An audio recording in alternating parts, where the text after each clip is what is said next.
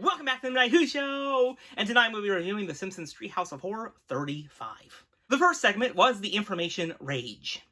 The political beliefs of the town of Springfield are soon transformed into two raging monsters that destroy the town.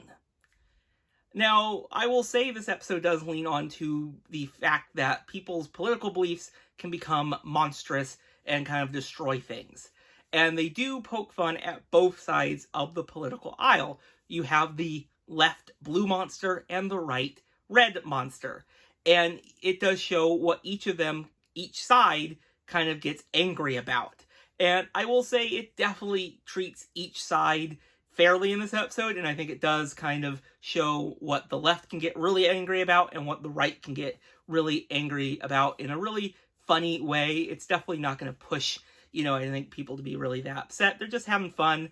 But it's definitely an interesting first segment for a Treehouse of Horror. I do like that they kind of did something a little bit different with their political kind of election year segment. Instead of just like a cold opening with Homer in an election booth, they're doing something a little bit different. So I will respect that.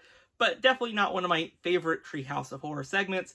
But I gotta say, I do like some of the really funny jokes that they did with the other monsters that didn't really invade the town.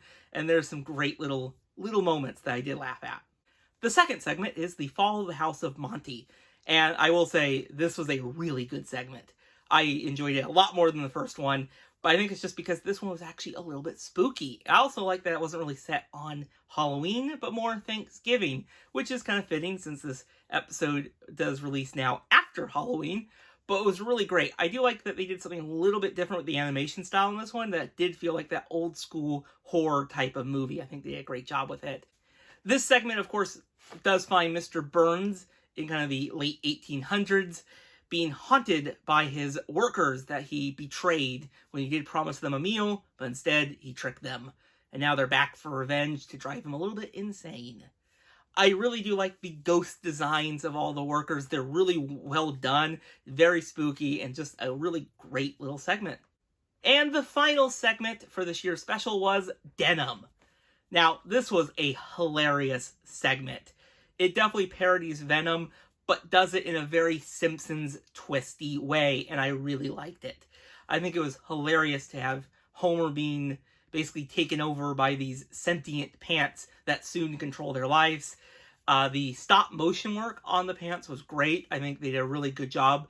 And I think that was a smart choice because it really made the pants stand out more, but also feel a little unnatural in this, of course, the traditional Simpsons animation style.